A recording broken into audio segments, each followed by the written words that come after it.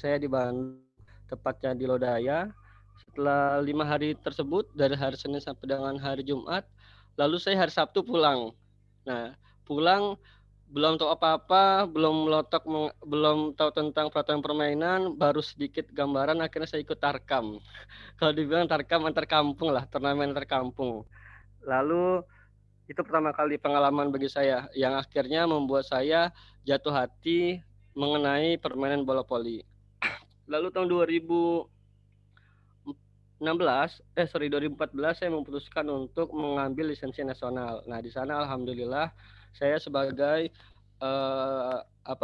wasit terbaik dalam pelatihan perwasitan bola voli yang diwakili oleh 34 provinsi. Alhamdulillah waktu itu mendapatkan peringkat pertama. Lalu dilanjutkan 2017 saya melanjutkan untuk ke tingkat berikutnya, mengambil lisensi B dalam perwasitan bola voli. Nah, untuk berkaitan bola voli, alhamdulillah saya sudah eh, beberapa event yang sudah saya ikuti, mulai dari Popda, lalu Popda, selain Popda, lalu ada ODSN sudah, mungkin event-event Pro Liga, alhamdulillah sudah diberikan kepercayaan. Lalu eh, yang lebih berkesan adalah pada saat Porda di Bekasi kalau tidak salah, itu sangat berkesan buat saya. Selain event-event Tarkam yang untuk melatih mental. Nah, Bapak dan Ibu semua, hari ini kita akan melakukan sosialisasi peraturan permainan bola voli. Nah, permainan bola voli mungkin sebagian Bapak dan Ibu semua adalah sebagai guru olahraga di sekolahnya masing-masing. Nah, bola voli ini kalau di dalam setiap pembelajaran pasti, terutama Bapak dan Ibu yang mengajar di SMA. Nah, ketika ada di SMA, pasti akan ada sebuah pertanyaan seperti ini. Mendapatkan soal seperti ini anak-anaknya. Dan ini harus menjadi pertanggungjawaban bagi Bapak dan Ibu semua ketika memberikan eh, soal-soal mengenai bola voli itu sudah pasti ada. Biasanya ini akan masuk karena ini pertanyaan yang paling mendasar ketika apapun itu cabang olahraganya. Sebuah pertanyaan bagi saya, tahun berapakah permainan bola voli ditemukan? Oke, saya ingin lebih interaktif mengenai webinar kali ini. Silakan Bapak dan Ibu semua, apakah ada yang bisa menjawab tahun berapakah permainan bola voli ditemukan? Mangga Bapak dan Ibu semua silakan untuk membuka audionya atau videonya, silakan untuk menjawab. Salah pun tidak mengapa Bapak dan Ibu, kita saling berdiskusi saja di sini. Mangga silakan Mas Andi untuk diberikan dilemparkan kepada para peserta sebelum untuk dijawab. Ayo silakan, mungkin izin menjawab Pak. Ya, mangga ya silakan. silakan. 9 Februari 1895.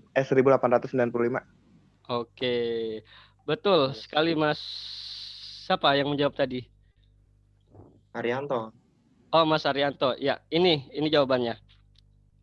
Jawabannya adalah, nah, olahraga bola voli itu ditemukan pada tahun 1895, tanggalnya 9 Februari. Namanya adalah William G. Morgan. Cuman uniknya, permainan bola voli ini pada awalnya namanya bukan bola voli, tapi mintonete. Nah, artinya mintonete ini ditemukan di IMCA. IMCA itu sebuah kampus. Nah, di mana William G. Morgan ini pada awalnya dia disuruh mendemonstrasikan permainan ini oleh dosennya di kampus. Nah, sehingga dosennya ini sangat tertarik mengenai permainan yang diciptakan oleh William G. Morgan ini tahun 1895. Nah, selanjutnya ada pertanyaan. Pertama, bola voli ditemukan tahun 1895. Nah, sekarang pertanyaan berikutnya adalah tahun berapa permainan bola voli ditemukan? Artinya dari mintonete tahun berapa nih bisa berubah menjadi volleyball? Mangga silakan. Artinya awalnya adalah dasarnya 1895, tapi dia akan berubah nama menjadi volleyball. Tahun berapakah itu? Silakan Bapak dan Ibu. Belum ada jawaban. Sebelum kepencet tadi. Enggak, Bapak dan Ibu, silakan untuk menjawab. Awal ditemukan, Bapak iya. Ibu jangan malu-malu. Kita diskusi Nah, saja di sini. Sambil diskusi, Pak ya. Iya.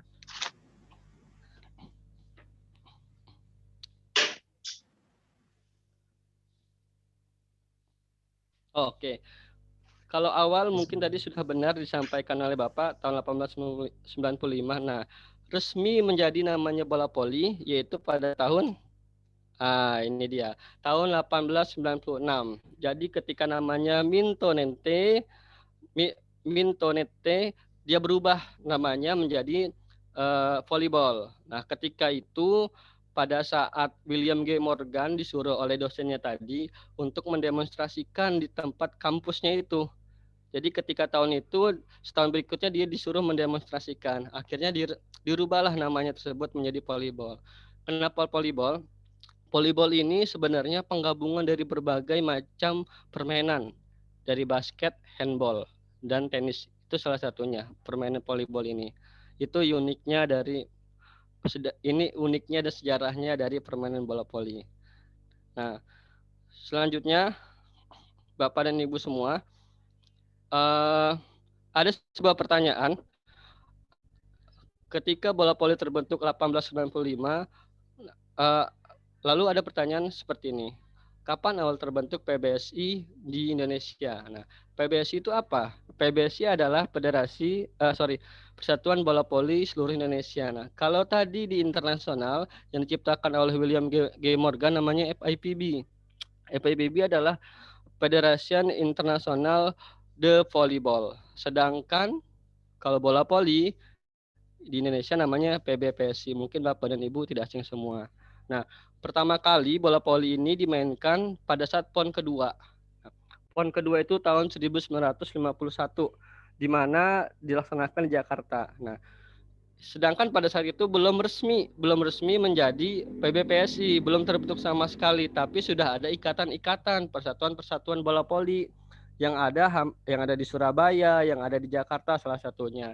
Akhirnya tahun 1954 sebuah ikatan namanya Perhimpunan Volleyball Surabaya atau IPOS. Nah, IPOS dan Persatuan Volleyball Indonesia Jakarta namanya Perpit. Dia mengadakan sebuah pertemuan dan membentuklah sebuah induk organisasi yang namanya sekarang saat ini yaitu PBPSI. Itu dia Bapak dan Ibu semua. Lalu pada tanggal 22 Januari setahun berikutnya baru terbentuk namanya PBPSI. Nah, diberikanlah namanya Persatuan Bola Voli Seluruh Indonesia yang kita kenal pada saat ini dan logonya ada di pojokan atas. Nah, pada saat itu ketua umum yang pertama kali yang menjadi ketua umum PBPSI adalah Wim J. Latumeten. Ini beliau yang menjadi ketua umum pertama kali.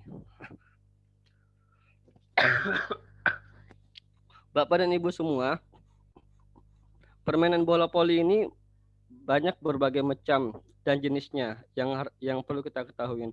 Mungkin kita selama ini hanya mengetahui mengenai hanya dua mungkin. Yang sering dimainkan hanya satu. Apa itu? Voli indoor. Bola voli indoor atau misalkan bola voli yang ukurannya 9 kali 18 meter. Mungkin hanya seperti itu. Tapi nyatanya bola voli itu kalau dilihat dan diresmikan oleh FIPB itu ada 3. Yang pertama adalah voli indoor. Nah, voli indoor ini biasa dimainkan di indoor identiknya. Hanya saja kalau misalkan di kampung-kampung biasanya dimainkan di dimainkan di lapangan-lapangan terbuka, lapangan sekolah, lapangan RT RW, lapangan kecamatan, bahkan di GOR kalau misalkan sudah resmi. Nah, perbedaannya kalau misalkan di voli indoor ini biasanya dia menggunakan semen biasanya atau cornblock. Nah, kalau event resmi itu sudah menggunakan karpet. Kenapa demikian? Agar memudahkan ketika dia terjatuh dan tidak membuat luka. Itu perbedaannya. Yang kedua adalah bola voli pasir atau voli pantai. Nah, voli pantai ini adalah perkembangan dari bola voli indoor, di mana kalau bola voli indoor dimainkan oleh 6 orang, sedangkan bola voli pantai dimainkan oleh 2 orang. Nah, bola voli pantai ini biasanya dimainkan di pantai pada awalnya. Hanya saja ketika sudah berkembang, kini bola voli pantai bisa dimainkan tidak hanya di pantai, tapi di lapangan terbuka, lalu dibuat pasir, ditambahkan pasir seperti di Jakabari Sport Center. Itu dia bukan di pinggir pantai karena di Sumatera Selatan bukan pantai di Jakabari Sport Center, tapi lapangan luas lalu dibuat pasir yang khusus. Nah, pasir khusus itu kalau di Indonesia yang grade-nya bagus itu ada di Bangka. Itu ada di Kepulauan Bangka, itu pasir yang grade-nya bagus sekali seperti warna putih seperti ini. Nah, yang terakhir adalah bola voli duduk. Kalau misalkan Bapak dan Ibu semua melihat bola voli duduk mungkin masih aneh di telinga kita untuk mendengarnya. Apa sih bola voli duduk? Nah, bola voli duduk ini biasa dimainkan oleh orang-orang yang berkebutuhan khusus atau difabel. Kalau misalkan di PON itu ada PON, Pekan Olahraga Nasional. Kalau misalkan ini ada Pekan Olahraga NPC, jadi Paralympics Nasional Paralympic Committee atau orang-orang yang berkebutuhan khusus. Dia pemainnya tetap sama 6 orang, hanya saja ukuran lapangan yang berbeda dan dimainkan oleh orang yang cacat. Intinya seperti itu. Tapi dalam perkembangan zaman kini permainan voli duduk tidak hanya dimainkan oleh orang yang cacat. Boleh orang yang normal seperti biasa, tapi dengan catatan dia harus duduk. Nah, duduk. Jadi duduk dia, lihat kita bisa melihat banyak sekali yang duduk di sini. Nah, itu terakhir biasanya permainan ini di Indonesia sudah dimainkan berdampingan dengan Popda atau misalkan PON. Nah, itu sudah ada yang khusus berikutnya. Jadi sudah ada voli duduk. Lapangannya pun berbeda. Lebih diperkecil kembali. Nah, selain itu juga, Bapak dan Ibu semua, kita bisa melihat permainan di bola voli di Indonesia ini terdapat liganya. Liga resmi di bola voli di Indonesia ini berbagai macam, mulai dari untuk senior, profesional, ataupun untuk pelajar. Di mana untuk profesional biasanya terdapat dari tingkatan. Apa tingkatannya? Yang pertama yaitu divisi utama terlebih dahulu. Lalu ada Lipoli. Lipoli ini grade tertinggi berikutnya. Lalu ada Proliga. Nah, di mana ini dimainkan oleh antar klub. Entah klubnya dari berbagai daerah ataupun dari klub-klub yang dari sebuah perusahaan. Itu bisa dimainkan. Nah, di mana Lipoli ini adalah ajang, perlu diketahui Bapak dan Ibu semua. Ajang resmi awalnya dari PBPSI adalah hanya divisi utama dan Lipoli. Jadi dia berjenjang dari divisi 1 utama ke Lipoli. Jadi kalau divisi utama antar klub, dia yang menang divisi utama lalu naik ke Lipoli. Nah, lalu setelah dari Lipoli lalu selesai seharusnya, tapi di tahun 2000-an awal berkembanglah sebuah perusahaan dulu namanya yang berubah menjadi Proliga. Proliga ini adalah ajang profesional Liga Indonesia di bola voli. Nah, hingga saat ini. Nah, Proliga ini akhirnya sekarang menjadi bagian resmi dari bola voli. Padahal Proliga ini sebenarnya sebuah tim yang uangnya banyak. Contoh misalkan Samator, atau misalkan Pertamina, atau misalkan Bank Sumsel Babel. Dia mempunyai uang yang banyak. Akhirnya dia membeli sebuah pemain. Dibeli, akhirnya jadilah sebuah tim. Akhirnya menjadi sebuah regulasi pertandingan. Itu untuk ajang klubnya. Yang kedua untuk ajang kedaerahannya ada Porda namanya. Porda mungkin ini antar kabupaten dan kota. Porda Bapak dan Ibu mungkin tahu semua, biasanya dia menggunakan umurnya berapa? 23 tahun biasanya. Lalu ke PON. Pekan Olahraga Nasional. PON ini sangat prestisius ketika sudah mewakili provinsinya masing-masing. Di mana Bapak dan Ibu mungkin tahu semua. Lalu beranjak ke pelajar, ketika pelajar kita bisa menemukan yang namanya Popda. Popda adalah pertandingan antar kecamatan terlebih dahulu di ya mau sekolah-sekolah yang mewakili antar kecamatan di kabupaten itu. Lalu setelah ke Popda dia ke Popwilda.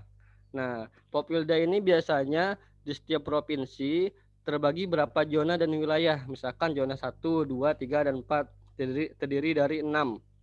Misalkan dari 6 kabupaten dan kota. Lalu setelah itu ditandingkan lagi di provinsi, diseleksi. Akhirnya larilah ke Popwilnas. Popwilnas ini adalah mewakili kabupaten dan kota. Selanjutnya adalah ODWSN. Mungkin Bapak dan Ibu semua sebagai guru, sebagai penggiat dari permainan bola voli ini akan tahu semua apa itu Popda, Popwilda, Popwilnas, dan ODWSN. ODWSN ini SMP dan SMA biasanya terdapat pertandingan bola voli ini. Nah, ini Bapak dan Ibu semua sebagai pengetahuan kita bahwasanya liga resmi bola voli itu banyak sekali kalau misalkan dilihat dan dikaji. Nah, selanjutnya Bapak dan Ibu semua, kita akan memasuki peraturan permainan bola voli, di mana peraturan permainan bola voli, kita akan memasuki peraturan permainan bola voli. Kalau misalkan kita kaji, kita buka dan yang diajar yang ada dalam peraturan bola voli resmi dari FIPB itu sangat tebal sekali sebenarnya. Mungkin bukunya bisa sampai seperti ini. Mas Andi mungkin yang sudah menjadi wasit pun dia untuk dalam jangka waktu 2 jam mungkin tidak. Kita harus mengambil mungkin bisa sampai 4 hari minimal sampai dengan seminggu bahkan 2 minggu untuk level nasional. Nah, pada kali ini akan sedikit saya ringkas mengenai peraturan permainan bola voli. Lalu nanti kita akan melakukan sesi tanya jawab Bapak dan Ibu semua. Mudah-mudahan Bapak dan Ibu semua bisa tergambarkan, lalu bisa ada pembaharuan, bisa ada refresh dari Bapak dan Ibu semua mengenai permainan bola voli. Yang pertama adalah lapangan. Nah, lapangan adalah hal yang sangat penting bagi kita semua Bapak dan Ibu semua. Dalam permainan bola voli, kita bisa melihat di sebelah kiri yang berwarna hijau berbentuk lapangan. Bapak dan Ibu semua mungkin tahu, lapangan adalah panjangnya 9 dikali 18 meter. Nah, di mana terdapat 3 garis tengah dan garis serang. Nah, garis serang itu di mana? Ini Bapak dan Ibu semua, kita bisa melihat di sebelah kiri ini. Garis serang itu dalam satu lapangan jaraknya adalah 3 meter. Ini garis serang. Lalu ada garis yang di belakangnya. Garis yang di belakangnya ini sekitar jaraknya adalah 6 meter. Nah, lalu ada line-nya. Line-nya ini yang putih, yang Bapak Ibu bisa lihat itu ketebalannya adalah 5 cm. Itu Bapak dan Ibu semua. Lalu ada garis putus-putus yang bisa dilihat ini. Nah, garis putus-putus ini yang ada ke sebelah kanan, putus-putus, ini adalah untuk jaraknya 20 cm, sedangkan panjang dari garis itu kalau di aturan resmi adalah 15 cm. Dan dia memanjang ke belakang. Apa fungsi dari garis putus-putus ini? Ini dalam event resmi fungsinya adalah untuk batas pelatih ketika berdiri. Jadi ketika pelatih memimpin pertandingannya, dia boleh berdiri, tapi itu batasnya. Nah, terkadang yang menjadi permasalahan ketika event Popda antar kabupaten dan antar kecamatan di kabupatennya masing-masing tidak ada garis putus ini, sehingga pelatih dia bisa masuk di pinggir lapangan. Nah, kenapa demikian? Ketika dia di pinggir lapangan itu akan sangat mengganggu ketika bola mengarah ke dekat garis tersebut. Entah itu nanti bolanya masuk atau enggak, bahkan mungkin bisa jadi membuat kerusuhan. Itu salah satunya. Nah, selanjutnya adalah lapangan pertandingan ini banyak sekali perangkatnya. Ada tiangnya, lalu ada netnya, lalu ada garis pembatas dari net itu tingginya, lalu ada bangku cadangan. Jadi di balik ini ada bangku cadangan yang panjang, dan juga ada meja pertandingan. Di sana Bapak dan Ibu semua. Nah, secara mendetail seperti ini. Selama ini mungkin Bapak dan Ibu semua melihat jaring-jaring dari atau net dari permainan bola voli.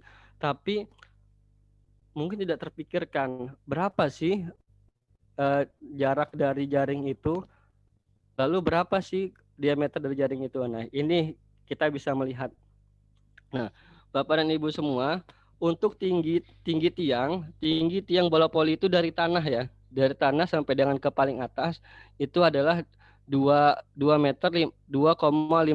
meter. Itu Bapak dan Ibu semua.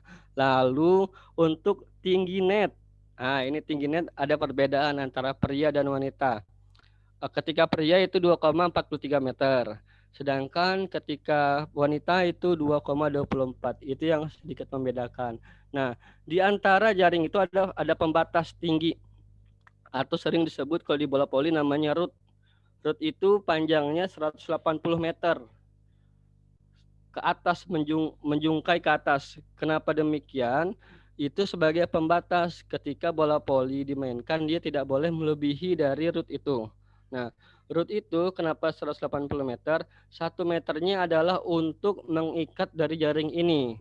Jadi net ini jadi lebar net ini adalah sekitar 1 meter. Rootnya 80 meter, 80 cm ke atas. Jadi kalau dijumlahkan 180 cm. Jadi 100 cm-nya adalah untuk mengikat dari net ini, lalu 80 cm-nya untuk menjulang ke atas. Kalau misalkan Bapak dan Ibu bisa melihat.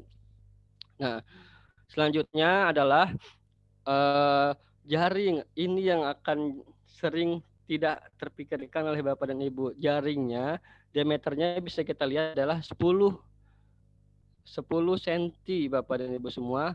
Jadi jaring ini dari 1 sampai dengan ke belakang ini terdapat 10 jaring. Ada sekitar 10 jaring. Itu dia. Itu lebih mendetailnya kembali. Terdapat 10 jaring. Nah, selanjutnya ketika kita ke net dan tiang, lalu ada bola. Nah, ini yang terkadang sering dimasukkan oleh Bapak dan Ibu semua ke dalam soal-soal pembelajaran. Pertama adalah bola. Berapa sih keliling bola? Nah, keliling artinya keseluruhan bola ini diputarkan. Keliling bola itu ada batasnya Bapak dan Ibu. Kelilingnya itu jaraknya adalah paling kecil 65 cm sampai dengan 67 cm untuk resminya. Tapi boleh Kak, boleh lebih. Kalau untuk ukuran resmi itu tidak diperbolehkan lebih. Untuk Proliga, PON misalkan itu tidak diperbolehkan lebih. Dan beratnya harus 260 gram sampai dengan 280 gram. Itu yang menjadi ukuran bola. Lalu tekanan di dalam bola harus berapa? Harus 0,3 sampai dengan 0,325 kilogram per sentimeter. Ini tekanannya. Terkadang akan menjadi ketika ada pembelajaran misalkan Bapak dan Ibu semua, anak-anak kadang kesakitan, merah tangannya. Kenapa? Biasanya tekanan dalam bolanya itu terlalu banyak angin dan beratnya sangat berat.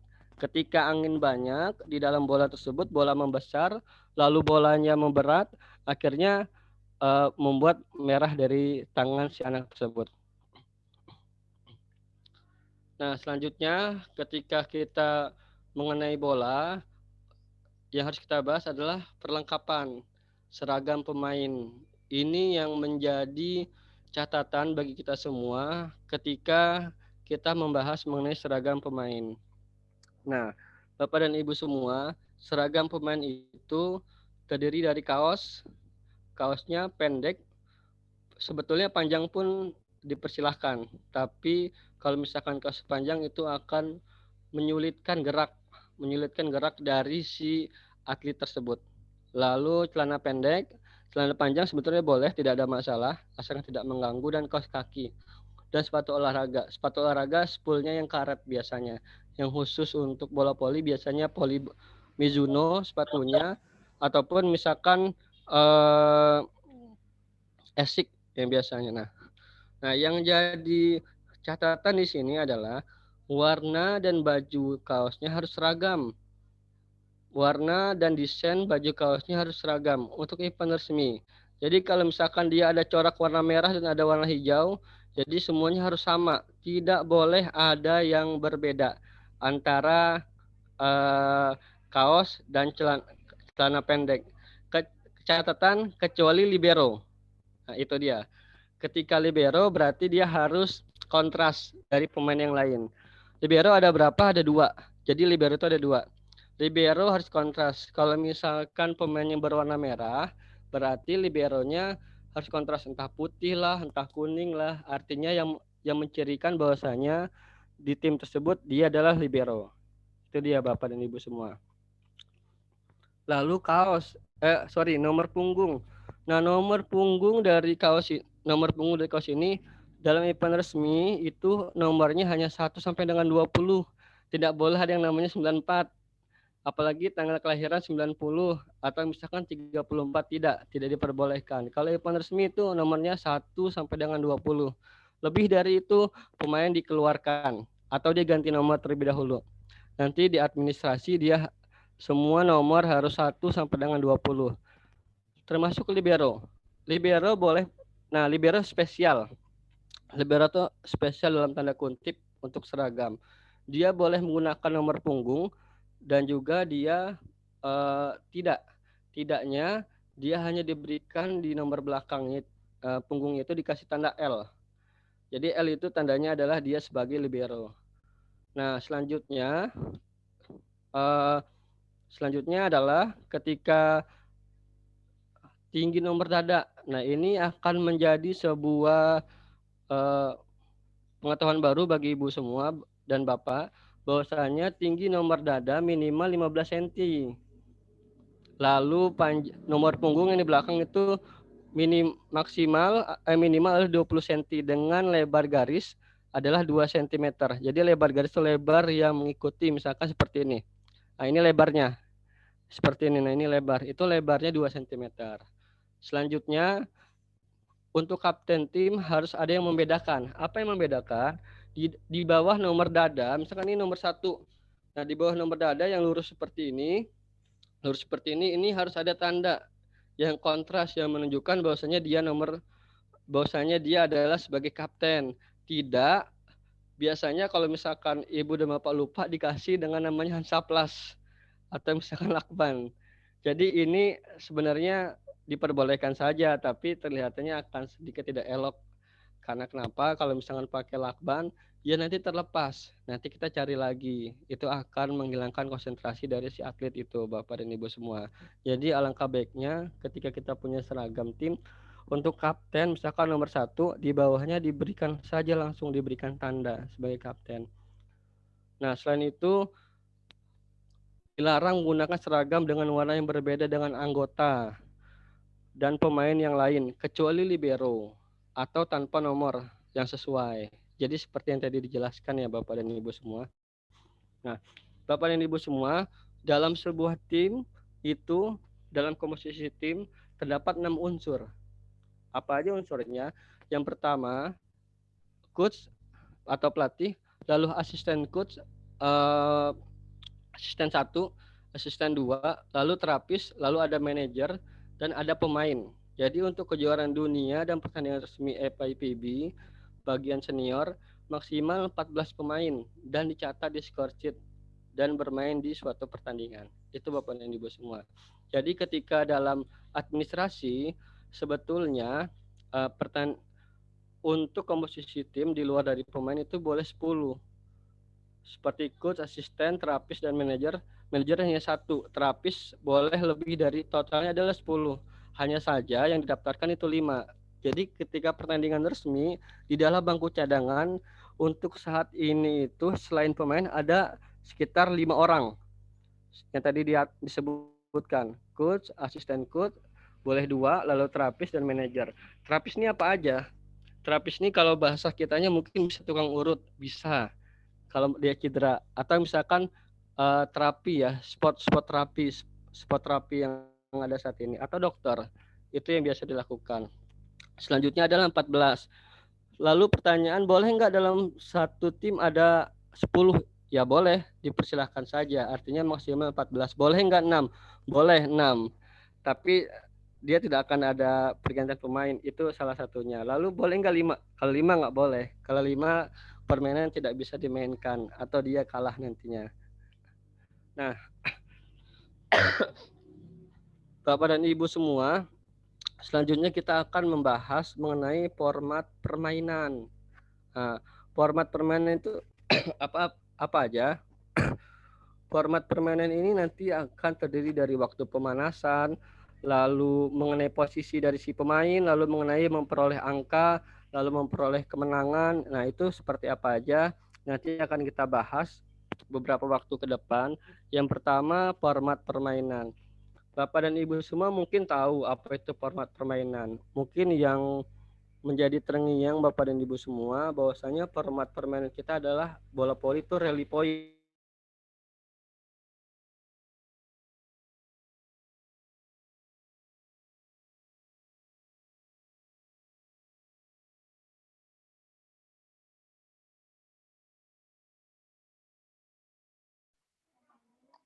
Halo?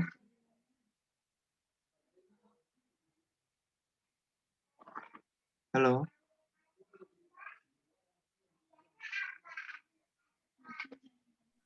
Putus sekali Mas Jawa. Iya. Mungkin sinyal Hilang. Sambil nunggu saja. Oh. Oh, Bapak Fadlunya keluar karena sinyal ya. Kita tunggu lagi ya, maaf atas kendalanya. Kita nunggu Bapak Fadlu join lagi. Oke, Mas Andi, siap. Ya.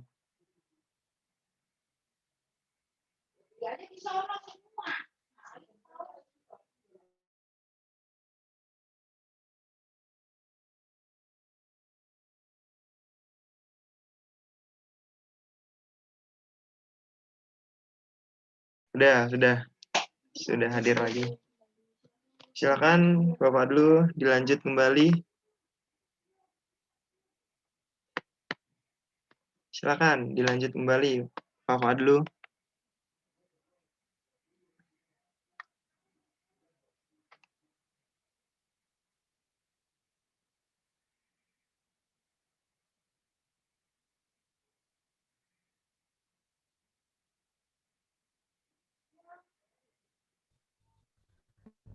Ya, Halo, Pak.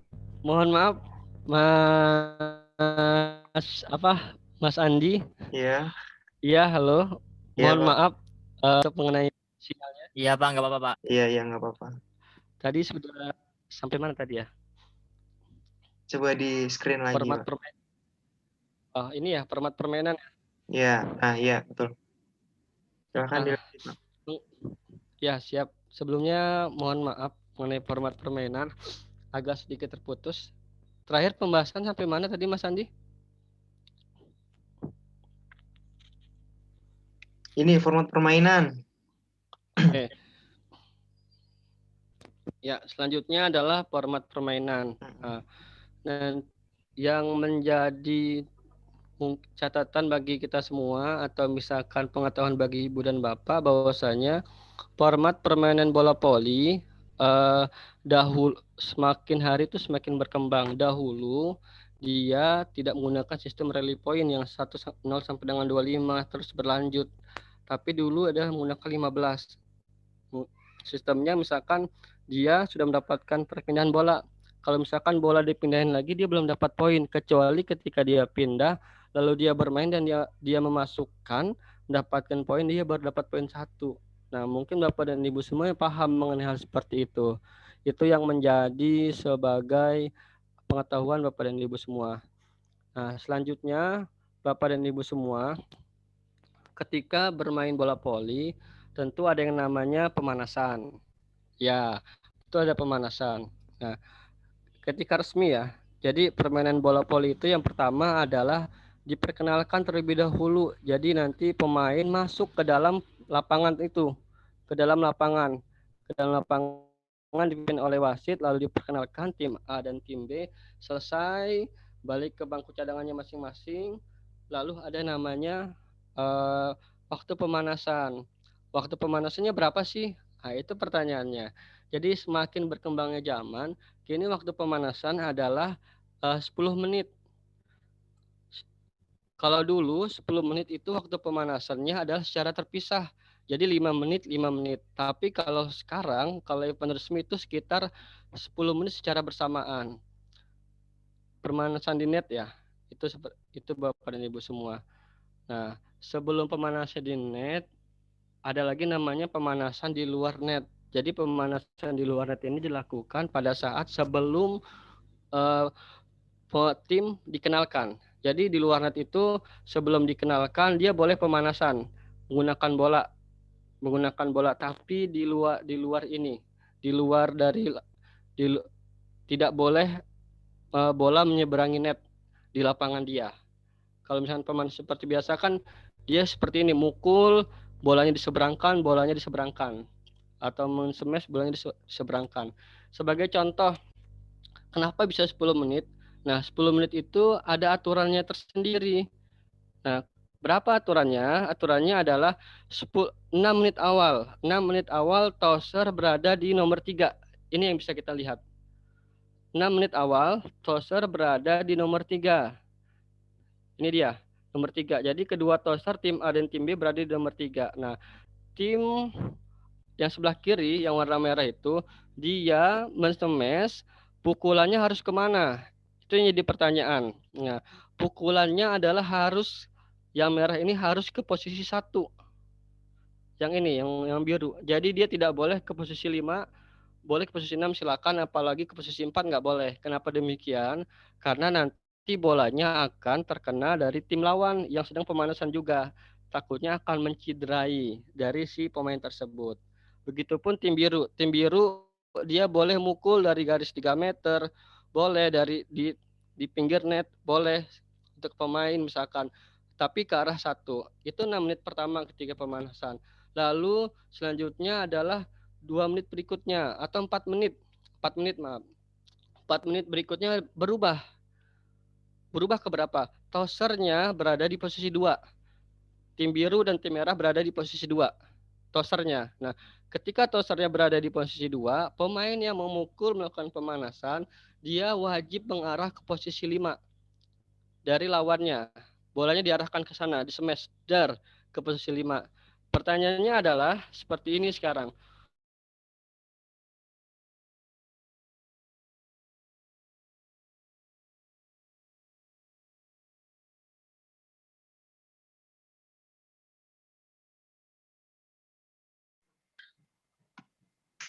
Putus lagi Halo. Pak, jaringan mungkin. Iya, mungkin sinyal dari Pak Fadul lagi jelek.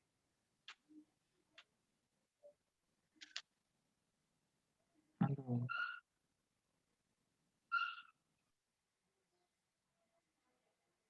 Halo, Pak Fadlu. Oh, keluar. Maaf ya teman-teman atas kendala dari Bapak Fadlu ini. Mungkin sinyalnya beliau sedang jelek. Kita Ya tunggu. Mas Andi, siap dimaafkan selalu kok. Terima kasih. Kita tunggu Bapak Fadlu join lagi.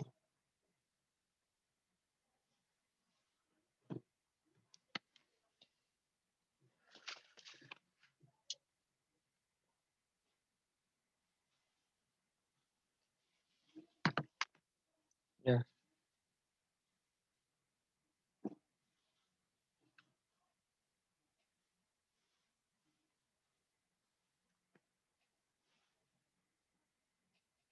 Aduh. Mas Andi? Ya, baik. Alhamdulillah bisa. Sebelumnya saya mohon maaf Mas Andi, Ya, 2 kali nggak apa-apa. terputus. Emang lagi cuacanya hujan. Jadi sekarang, ya, jadi kebetulan sekarang ini saya lagi ada di Padang. Jadi Padangnya bukan di pusat kota, di kampung saya dan kami istri pun juga sama, namanya di daerah bawah. Nah ini di daerah kecamatan lah. Kalau mau ke Padang kotanya sekitar 3 jam. Oh, Artinya sinyal pun di sini mungkin tidak sekuat di Padang kota maupun kayak di Bekasi seperti itu Mas Andi. Jadi iya, ya. Bapak dan Ibu semua, mohon maaf apabila sedikit terganggu. Itu dia, Pak. Nah, kita lanjutkan ya. Tadi sudah sampai ke pemanasan 1 menit ya. 1 menit terakhir kalau di Indonesia biasanya itu disebutkannya seperti ini. 1 menit terakhir servis. Nah, semuanya servis. Padahal itu adalah hak dari si disebutkan 1 menit servis oleh si wasit. Jadi mereka nanti akan pinggir. Tim merah akan minggir ke tempat servis, tim biru akan pinggir ke tempat servis. Jadi mereka akan melakukan servis. Itu kalau di Indonesia. Padahal kalau di luar negeri atau FIVB biasa itu tidak disebutkan. Silakan aja mereka mau 4 menit terakhir itu. Tidak mau mereka jungkir balik misalkan, atau misalkan mereka tidak mau servis, atau misalkan mereka mau smash saja, itu diperkenankan karena pemanasan adalah hak dari setiap tim merah maupun tim biru. Itu yang menjadi catatan Bapak dan Ibu semua. Jadi itu mengenai servis. Nah, kedua selanjutnya adalah rotasi atau posisi pemain. Nah, Bapak dan Ibu semua mungkin semuanya paham apa itu posisi. Lalu berapa sih posisinya? Nah, dalam permainan bola voli, dalam satu lapangan terdapat 6 pemain. 6 pemain itu ada beberapa posisi. Posisinya ada 6. Yang pertama adalah posisi 1, itu di bawah. Lalu posisi 2. Lalu posisi 3, posisi 4, posisi 5, posisi 6. Nah, untuk rotasinya, perputarannya seperti jarum jam. Yang bisa kita lihat Bu di sini tanda panah itu seperti jarum jam untuk perputarannya.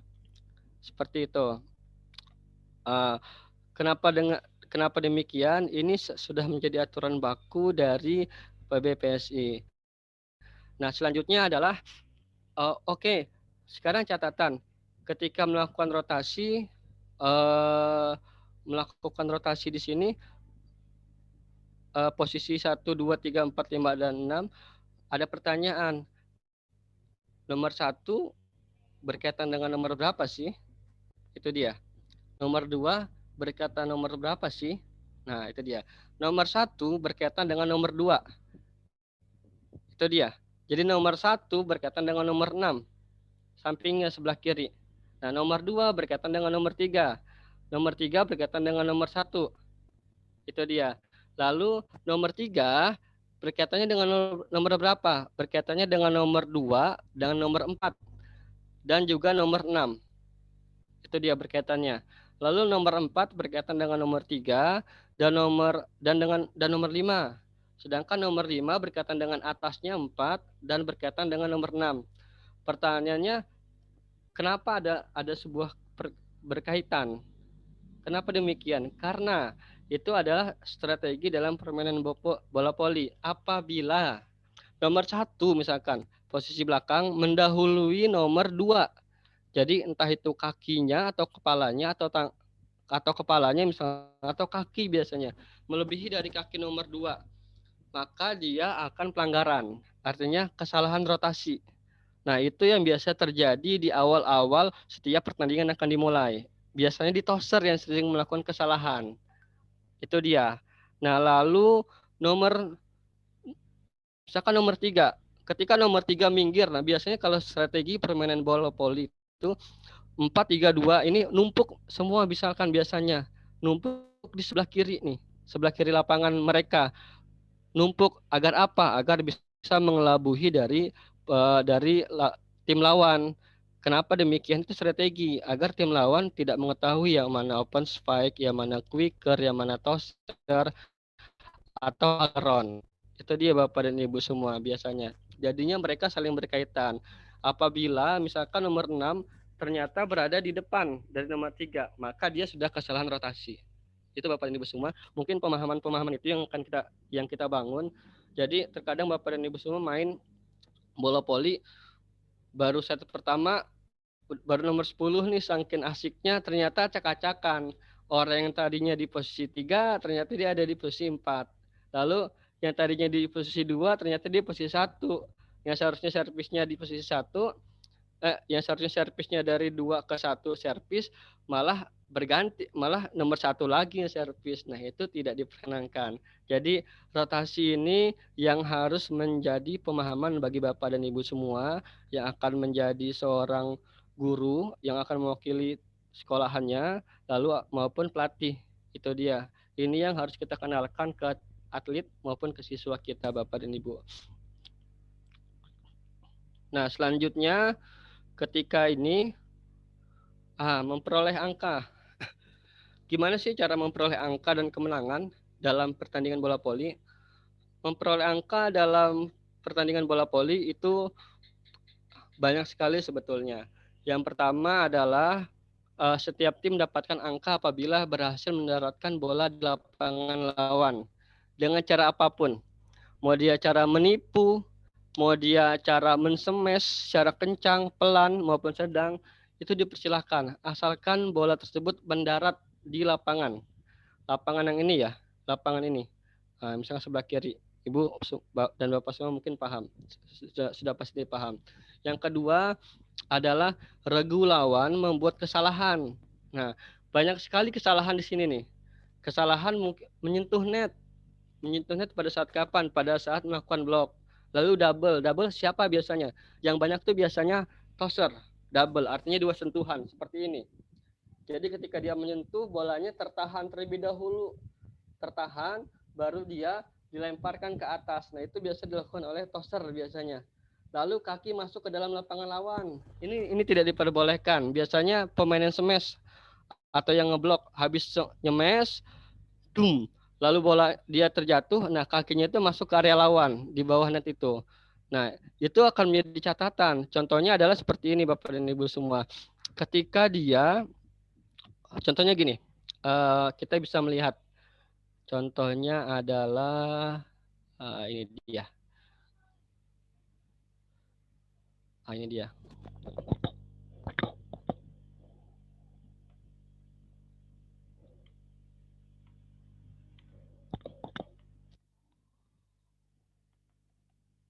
Ini.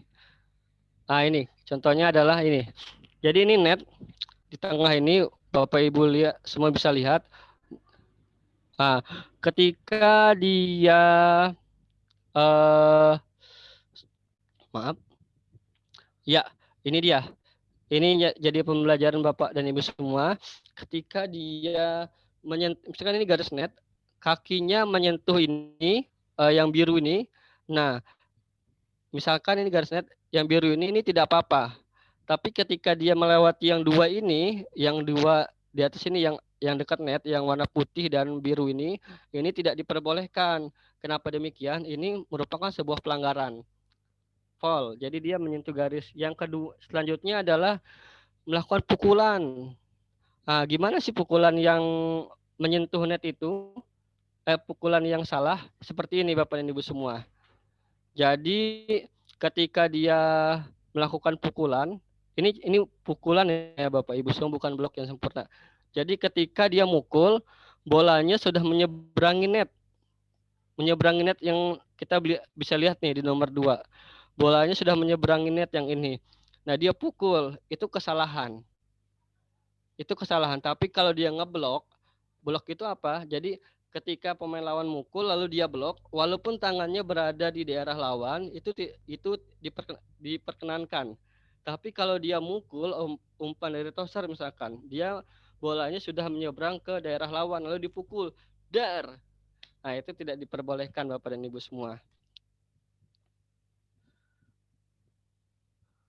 Nah, selanjutnya adalah tim lawan mendapatkan kartu merah atau hukuman penalti. Biasanya mereka yang membuat keributan, itu yang tidak diperbolehkan. Lalu kesalahan servis yang tadi disebutkan, harusnya servisnya nomor 5, nomor 1 ternyata servis nomor 2, itu nggak diperbolehkan. Lalu kesalahan rotasi, nah yang tadi sudah disebutkan, kenapa kita harus paham dulu mengenai rotasi bola voli, jadi agar tidak ada kesalahan. Kalau salah, tim lawan boleh mendapatkan poin. Seperti itu. Jadi yang seharusnya kita servis atau misalkan tim lawan servis, kita kesalahan rotasi, akhirnya dia mendapatkan poin, menguntungkan. Lalu pentabiran yang terakhir. Ini yang akan pentabiran ini yang jarang sekali dimainkan oleh tim lawan, oleh yang terjadi, tapi akan terjadi suatu saat.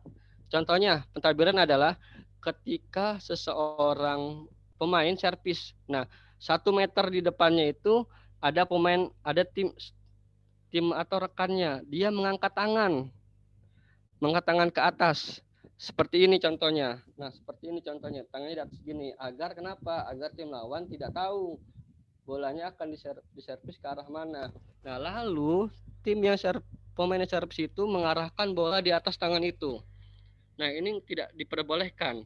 Jadi ketika dia tangannya seperti ini, lalu ke atas, diservis ke atas, nah itu tidak diperbolehkan. Namanya adalah pentadbiran. Itu Bapak dan Ibu semua.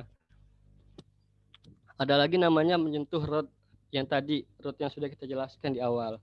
Nah, pertanyaannya adalah memenangkan pertandingan. Berapa sih kemenangan dalam bola voli?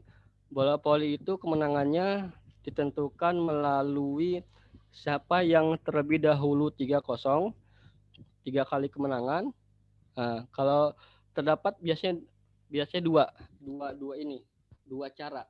Kalau misalkan event resmi itu wajib menggunakan 3 kemenangan. Berarti siapa yang duluan dapat 3, dia harus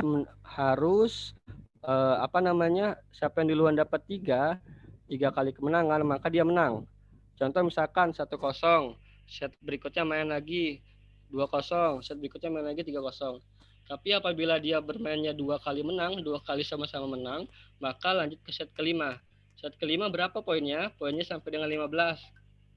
Nah, ketika 15, set ke-8 itu poin ke-8 yang duluan ke poin 8 itu pindah dengan posisi yang sama dan tidak berubah.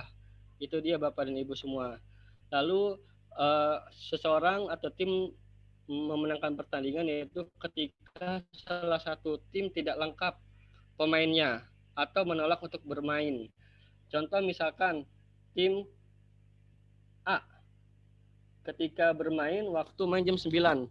Nah, jam 9:15 menit dia masih hanya 5 orang lagi. Terus misalkan sisanya kemana? Misalkan sisanya kebanjiran. Habis kebanjiran dia telat misalkan naik motornya atau naik mobilnya, dia nggak bisa nembus. Lalu hanya ada 5 orang nih dalam satu tim.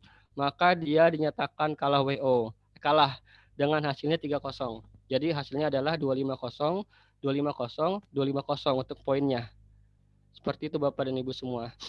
Nah, selanjutnya adalah kejadian dalam permainan. Nah, kejadian dalam permainan ini terbagi dalam 2.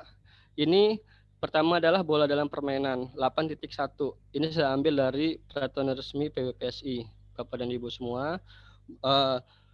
Jadi di pasal 8, di bab 8 pasal 1 itu bola dinyatakan dalam permainan. Jadi bola dinyatakan dalam permainan pada saat pukulan servis diizinkan. Jadi ketika servis diizinkan oleh wasit pertama, maka itu namanya bola dalam permainan. Itu Bapak Ibu semua. Jadi ketika wasit bola pertama misalkan tit, nah itu berarti bola dalam permainan. Bola sudah boleh diservis. Berapa lama waktu untuk jeda servisnya? 8 detik. Ketika lebih dari 8 detik nggak ada servis masih dipukul-pukul ke bawah, nah itu sudah pelanggaran. Lalu bola di luar permainan. Nah, ini bola dinyatakan di luar permainan pada saat salah satu wasit membunyikan peluit karena terjadi kesalahan. Itu dia. Jika tidak ada kesalahan berarti pada saat wasit meniup peluit. Itu dia. Berarti ketika permainan sedang berlangsung tiba-tiba wasit perit, ada yang kesalahan, berarti atau poin atau misalkan itu berarti namanya bola di luar permainan. Selanjutnya adalah bola dinyatakan masuk. Nah, bola dinyatakan masuk apabila yang tadi dia masuk ke lapangan permainan atau menyentuh garis-garis batas dari permainan itu. Yang kedua adalah bola keluar. Nah, bola keluar ini adalah banyak Bapak dan Ibu semua. Jadi bola keluar bukan hanya dia berada di luar dari area 9-18, tapi bola keluar misalkan yang pertama dia menyentuh net. Nah, ketika dia sudah bola ketiga diservis misalkan sama pemukul, misalkan sama open spike, terus menyentuh net dan bolanya tidak menyeberangi lapangan, maka ini dinyatakan bola keluar. Lalu menyentuh tiang. Nah, ini tidak diperbolehkan. Ketika bola menyentuh tiang, walaupun itu bola pertama, itu tidak diperbolehkan. Lalu menyentuh kursi pemain, net di luar pita. Kursi pemain itu tidak diperbolehkan bolanya. Lalu net di luar pita. Jadi ketika ada pita yang dua tadi, rotasi atau namanya root, bolanya keluar sebelah sini. Keluar sebelah sini misalkan. Itu nggak diperbolehkan. Contoh nih, ini pita sebelah kiri. Ini tidak diperbolehkan. Kiri kanan pita ini tidak diperbolehkan Bapak dan Ibu semua di sini. Sini, ini, terus sama di sini. Ini namanya di luar pita. Kalau dia misalkan di atas pita nih, di atas ini, di atas pita ini, kepanjangan ini, nah ini tidak diperbolehkan. Misalkan dia bolanya menyentuh pita lagi nih, menyentuh pita yang ini nih, yang di lingkaran ini. Nah, menyentuh yang putih ini nih, ini tidak diperbolehkan juga, maka dia sudah wajib mati si pemain tersebut. Lalu berada di antara net vertikal di atas, seperti yang tadi. Terus bolanya melewati bawah net. Nah, ini sudah mati, Bapak dan Ibu semua. Nah, Bapak dan Ibu semua, selanjutnya adalah sentuhan dalam memainkan bola voli. Untuk mengembalikan bola voli, setiap tim dapat memantulkan 3 kali. Jadi ketika yang ketiga kali, yang ketiganya wajib diseberangkan ke tim lawan. Kalau misalkan 2 boleh nggak? Boleh, silakan aja. Nah, dengan catatan itu harus berturut-turut. Tidak boleh berturut-turut dengan beda orang. Tidak boleh misalkan orang yang sama dia 2 kali mukul, itu nggak boleh. Nah, kecuali pada saat blok. Kenapa pada saat blok? Ketika dia ngeblok hasil dari smash pemain ke atas, itu merupakan bukan sebuah pukulan pertama dari tim itu. Itu catatan Bapak dan Ibu semua. Jadi itu hanya biasa aja. Hanya pukulan biasa. Nah, ketika diambil oleh pemainnya itu baru dinyatakan pemain pukulan pertama. Nah, lalu dinyatakan mati apabila 4 sentuhan. 4 sentuhan. Bapak dan Ibu semua. Nah, 4 sentuhan ini banyak. Misalkan tim itu 4 sentuhan. Banyak sekali 4 sentuhan ini. Lalu seseorang tidak boleh menyentuh bola 2 kali berturut-turut double. Ini biasanya tosser yang maininnya. Tapi nanti akan ada kasus lagi ketika dia berada di net. Itu akan ada kasus lagi. Lalu 2 atau 3 pemain dapat menyentuh bola pada saat bersamaan. Jadi ketika main terkadang ada nih, saking dia nggak percaya atau misalkan gugup, 2 orang sekaligus menyentuh bola secara bersamaan. Misalkan seperti ini, dua-dua nih, ketika dia gini dipukul juga sama temennya. Nah, itu nggak apa-apa. Itu masih disebut dengan satu pukulan. Lalu di dalam daerah permainan, seorang pemain tidak boleh diperkenankan memakai bantuan dari teman, setimnya, atau benda lain dalam usaha untuk menyentuh bola. Contoh, bola jauh, tinggi-tinggian. Ada temennya nih dibopong ke atas sini misalkan, atau misalkan diangkat ke atas seperti ini. Nah, itu nggak diperbolehkan memberikan bantuan. Nah, selanjutnya adalah penghentian permainan. Nah, penghentian permainan dalam setiap rally itu terdapat yang namanya time out dan technical time out. Bapak dan Ibu semua mungkin tahu, dan juga ada pergantian pemain. Jadi penghentian permainan dihentikan pada saat kapan? Pada saat time out atau pergantian pemain. Itu dia Bapak dan Ibu semua. Atau pada saat terjadinya poin. Itu namanya penghentian permainan. Nah, time out-nya itu ada berapa? Time out itu ada dua jenis. Yang pertama adalah time out. Time out ini diberikan kepada setiap tim yang berhak dalam satu set mendapatkan 2 time out. Terserah mau angka berapapun itu, tapi dia mendapatkan waktu selama 30 detik.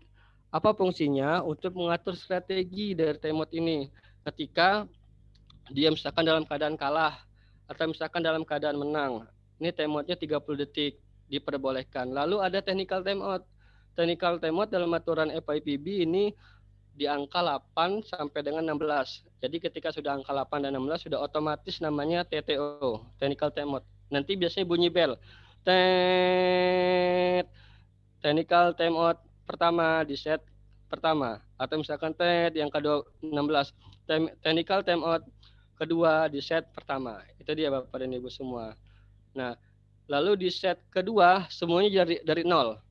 Jadi ketika setiap tim sudah di set pertama sudah mengambil 2 timeout, berarti dia tidak boleh mengambil timeout berikutnya. Ketika dia mengambil, maka dia akan diberikan peringatan atau kartu kuning. Selanjutnya adalah di set berikutnya berarti semuanya akan kembali dari nol, semua Bapak dan Ibu. Nah, itu mengenai peraturan permainan, penghentian permainan. Mungkin Bapak dan Ibu semuanya sudah jelas, sudah sedikit mengetahui, sedikit banyaknya saya rasa Bapak dan Ibu semua akan tahu semua mengenai peraturan permainan, penghentian permainan. Nah, selanjutnya adalah perangkat pertandingan bola voli. Nah, ini dia Bapak dan Ibu semua. Perangkat pertandingan bola voli itu banyak sebetulnya. Mungkin yang kita lihat selama ini hanya ada namanya wasit 1, lalu ada namanya wasit 2, lalu ada namanya hakim baris. Hakim baris pun terkadang 2. Tapi kalau antar RT biasanya nggak ada hakim baris. Nah, tapi kalau misalkan eventnya resmi itu banyak sekali perangkatnya. Yang pertama adalah Dewan Hakim. Dewan Hakim adalah dewan yang memutuskan ketika ada sebuah kasus tidak bisa teratasi. Makanya Dewan Hakim yang memutuskan. Jadi semua 2 klub A dan B, ketika Dewan Hakim sudah memutuskan A misalkan, maka semua harus dan wajib biasanya untuk mengikutinya. Dan tidak ada lagi dewan-dewan yang lain. Kalau misalkan di hukum mungkin Mahkamah Agung lah dibilangnya yang paling tertinggi di bola voli. Itu dia. Lalu ada namanya SRC.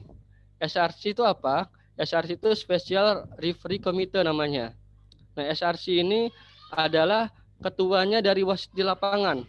Jadi sebelum ke Dewan Hakim, apabila ada kasus, yang pertama ke SRC. Jadi apabila ada masalah nih, pelatih boleh protes. Pelatih boleh protes ke SRC, silakan. Misalkan, oh itu tadi nggak kena blok tuh, atau misalnya nggak kena sentuhan tangan tuh boleh protes, silakan aja.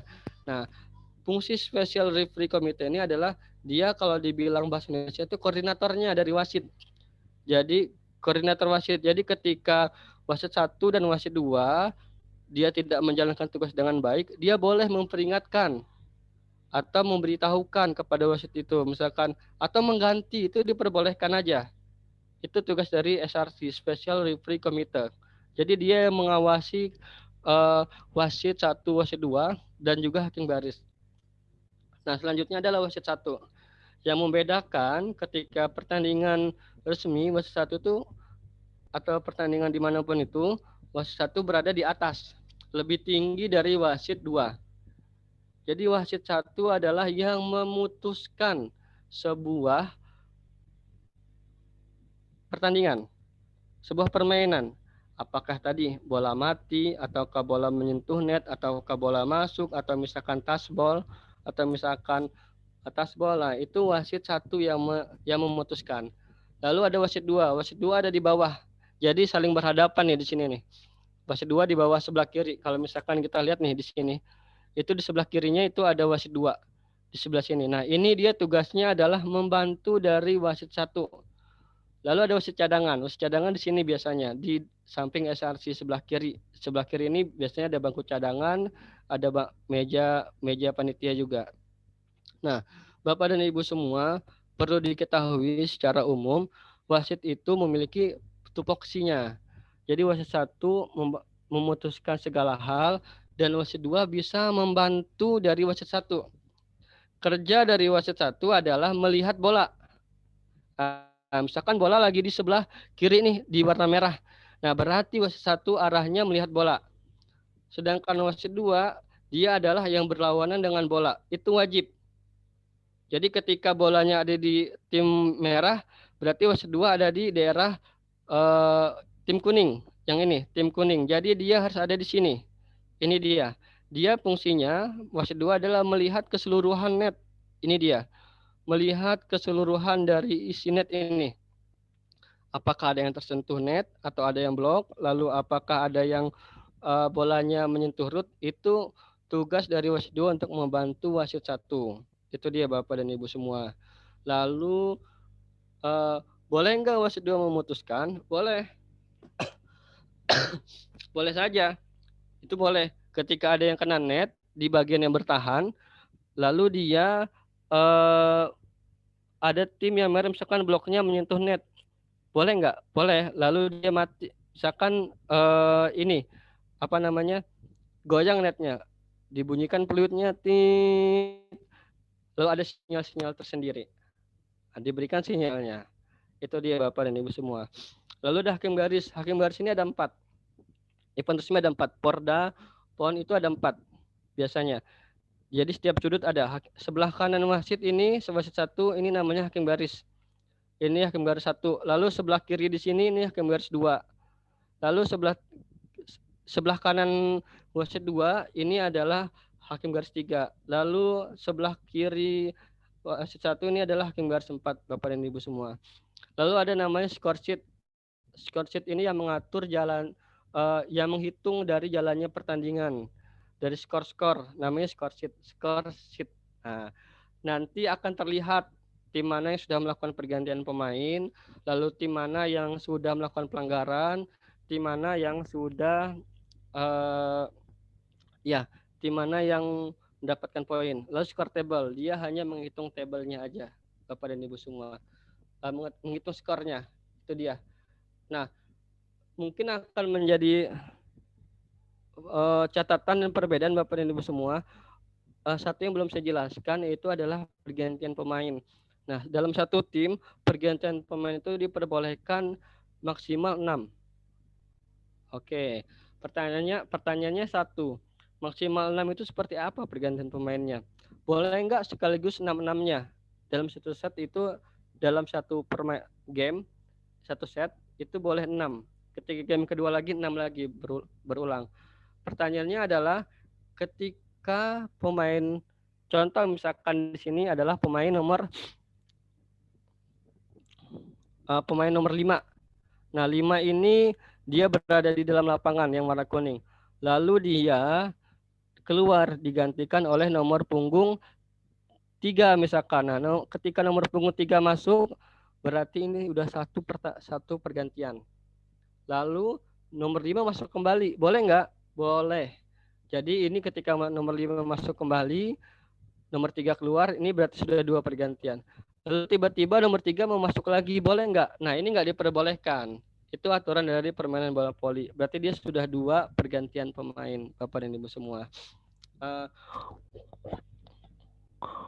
Saya sedikit ada video mengenai bola voli ini, mungkin bisa menjadi catatan atau tontonan kita, Bapak dan Ibu semua, mengenai libero. Mengenai libero. Ini dia. Jadi libero itu seperti ini. Ini yang membedakan kaosnya. Ada yang berwarna merah, lalu ada yang berwarna hitam. Nah, itu libero, posisi libero. Lihat. Kalau misalkan 2 libero, gimana caranya? Nah, itu kan jadi pertanyaan. Bapak. Nah, ketika. Bapak maaf. Ya? Ini videonya nggak tampil. Oh, nggak tampil ya? Enggak. Oh ya, maaf. Share screen dulu, news share screen. Oh, ini dia. Oke. Kelihatan, Mas? Sudah. Sudah ya. Tadi mana ya videonya?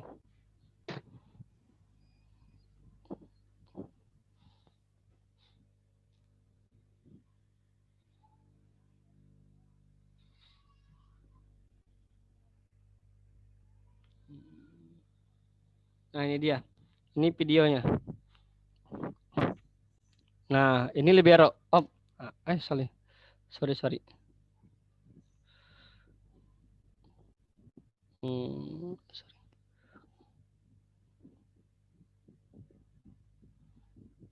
Ini dia. Ini mengenai libero. Nah, ketika aturan resmi Bapak dan Ibu semua, liberonya ada berapa? Misalkan Bapak tadi kan ada di awal disebutkan bahwasanya dalam satu tim boleh 14, boleh. Nah, yang masuk berapa? 14 diperbolehkan kalau saat ini. Liberonya berapa maksimalnya? Liberonya maksimalnya adalah 2. boleh 1 diperbolehkan. Kalau misalkan 2, dia berdiri seperti ini. Ketika ini adalah awal permainan dimulai. Jadi ini adalah wasit 2, di sini wasit 1. Nah, ini libero, kalau dia pakai 2, libero utamanya harus berada di samping kapten. Jadi ini kapten. Lalu ini adalah libero keduanya atau libero cadangan. Jadi itu dia. Kalau mengenai libero.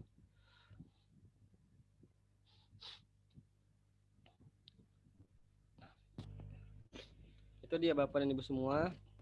Nah, bisa kita lihat. Jadi pengetahuan bagi Bapak dan Ibu semua. Itu untuk liberonya. Kalau 2, kalau 1 di mana? Ah, ini dia 1. Jadi kalau 1 dia di situ tempatnya. Selanjutnya itu ketika pergantian libero replacement before start. Nah, jadi dia ketika pergantian gimana caranya? Wasit 2 harus memberikan sinyal, dan libero harus berada di pinggir. Dia nggak boleh masuk terlebih dahulu. Jadi dia boleh masuk ketika pertandingan terhenti. Jadi dia mengganti pemain yang di area belakang.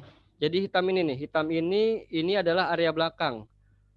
Boleh nggak libero ke pemain depan nih yang garis serang ini? Ah, itu nggak diperbolehkan. Foul. Pelanggaran dia. Itu dia Bapak dan Ibu semua.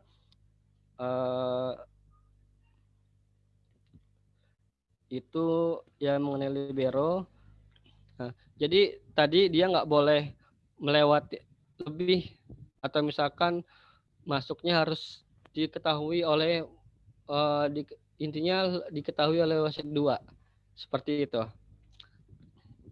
Nah, bisa dilihat. Lalu ini dia. Nah, ketika libero yang awalnya kan dia berada di sini nih. Tadi kan dia udah masuk. Lalu bola misalkan ada di tim sebelah. Nah, lalu ketika pertandingan dimulai, tiba-tiba libero keluar. Tiba-tiba keluar karena dia kan harus ke atas. Liberonya. Awalnya kan dia ada di posisi 5 tadi kalau tidak salah. Ya, ada di posisi 4, maaf. Ini dia. Sorry. Terlalu lama. Ini. Jadi ini harus dilihat oleh wasit 2, liberonya. Dia masuk. Berarti libero ada di posisi 4. Nah, ini pergantian libero apabila liberonya berada di posisi 4. Nah, pergantian. Jadi dia berada naik ke atas. Itu yang menjadi catatan libero. Nah, catatan libero boleh servis enggak? Enggak diperbolehkan. Libero hanya untuk pemain bertahan. Itu Bapak Ibu semua. Kita bisa lihat libero. Oke, dah. Libero kan nomor 15. Berarti, nah boleh nggak pergantian libero? Boleh. Pergantian libero sangat diperbolehkan kalau dia liberonya 2. Nah, tapi asalkan dia masih berada di garis belakang, masih berada di posisi belakang. Apa posisi belakang? Posisi 4, 5, dan 6. Itu namanya posisi belakang. Jadi kalau misalkan liberonya pergantian seperti ini nih, diperbolehkan. Kalau dia pakai 2 libero, ini biasanya kalau di Pro Liga itu di tim Pertamina antara Ibang sama Deli. Deli itu libero Kota Bekasi, timnas dia. Biasanya dia pakai pergantian libero biasanya. Kenapa? Fungsinya ketika libero yang pertama error passingnya tidak bagus, maka akan diganti ke libero kedua. Itu dia. Nah, oke.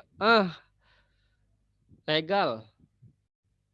Ketika dia libero tadi naik ke atas karena poin, berarti dia diganti oleh tim berikutnya yang nomor yang keluar tadi. Nah, lalu catatan seperti ini. Lalu libero akan masuk lagi. Boleh nggak libero yang tadi masuk lagi, yang nomor berapa tadi? Libero sudah diganti tadi nggak berboleh, tapi libero yang sudah berada di lapangan terlebih dahulu yang sudah masuk. Itu dia Bapak dan Ibu semua. Kalau misalnya kita membahas lebih mendetail mungkin akan panjang terlihatannya karena ini begitu banyak video-videonya.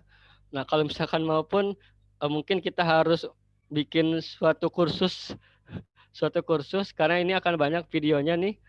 Misalkan satu bola menyentuh net. Nah, itu akan banyak contoh kasus-kasus kasus-kasus permainan. Nah, lihat-lihat. Kita bisa melihat seperti ini contohnya. Bola menyentuh net misalkan. Bola dari blok lalu menyentuh root.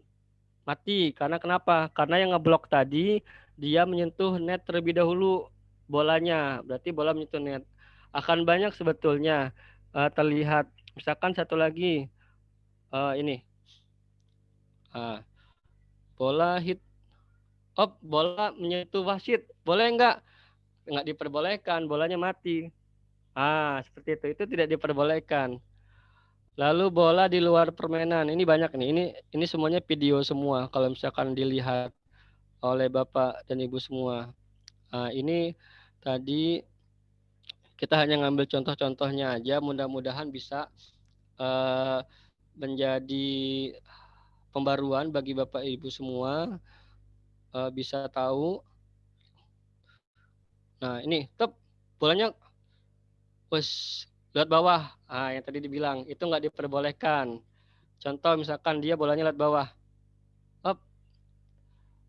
Itu nggak diperbolehkan. Poin buat lawan. Mungkin ini hal-hal sepele lah yang Bapak Ibu semua tahu mengenai hal ini. Terus ada namanya bola touch antena. Ini tidak di bola touch antena. Tidak diperbolehkan.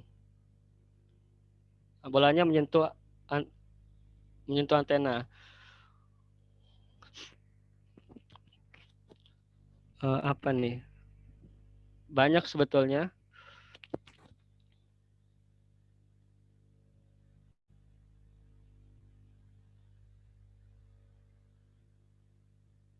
Kasus-kasus dalam permainan bola voli. Ini bola di net sudah. Lalu servis. Nah ini servis. Mungkin Bapak dan Ibu semua bisa melihat. Ini dribble dalam servis. Diperbolehkan nggak? Diperbolehkan.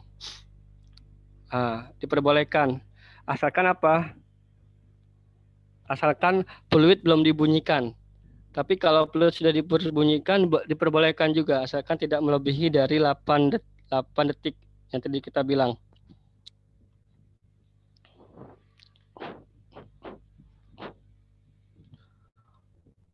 Mungkin itu Mas Andi yang bisa saya sampaikan untuk kesempatan kali ini.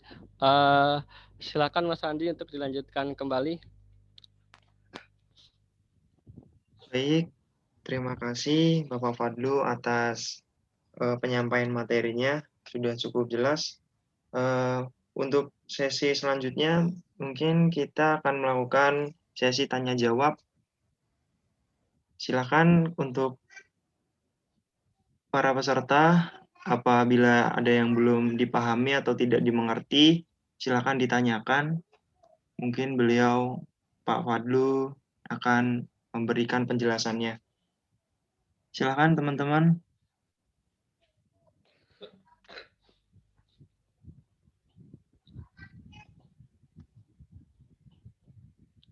Halo? Aduh, tidur ini kayaknya.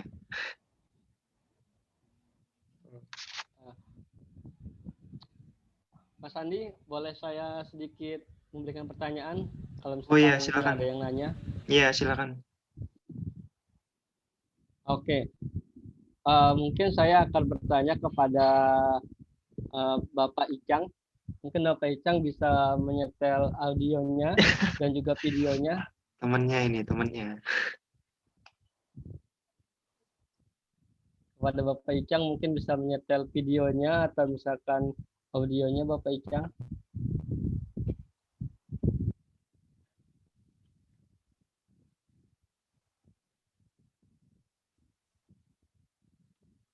Oke. Sepertinya Bapak Icang sedang sibuk atau seperti apa, mungkin hanya mendengarkan. Karena Eh, mungkin ada satu pertanyaan dari saya. Ketika bermain bola voli dalam sebuah event turnamen misalkan, kita misalkan membawa sekitar hanya 6 pemain. Nah, tiba-tiba kita membawa 7 pemain.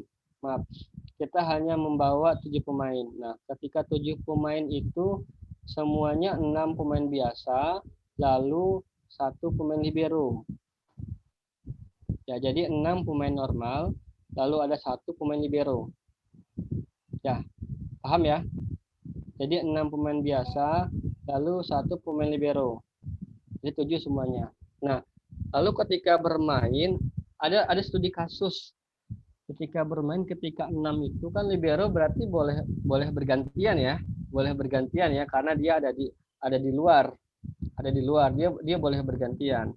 Nah, lalu tiba-tiba ketika permainan dimulai, set kedua misalkan, set kedua salah satu pemain dari ke-6 itu yang bermain di lapangan cedera. Bukan libero, tapi pemain yang di lapangan cedera, misalkan kaptennya cedera. Nah, pertanyaannya adalah apakah boleh diganti oleh libero? Itu dia. Karena kan cadangannya hanya libero aja. 6 bermain di lapangan, cadangan libero. Nah, pertanyaannya adalah apakah boleh libero bermain untuk menggantikan pemain yang cedera itu? Itu Mas Andi. Silakan Mas Andi untuk dilempar kepada para peserta. Baik. Siapa yang bisa menjawab? Mungkin ini Muhammad Dwi Hardi atau Supriyadi. Ini Supriyadi juga atlet voli lah, libero Unisma. Ya, silakan. Atau Apakah boleh mungkin libero menggantikan Bapak pemain? Mahardika nih, Mahardika Rizky, beliau juga wasit.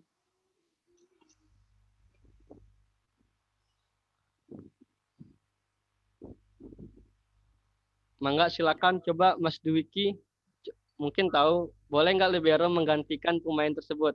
Nah, itu dia. Simpel jawabannya. Pertanyaan simpel, tapi mungkin bingung juga kalau nggak tahu. Nggak boleh, Pak. Kenapa? Kenapa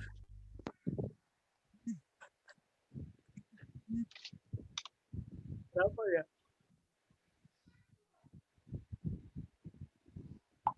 Aduh, bingung, Pak.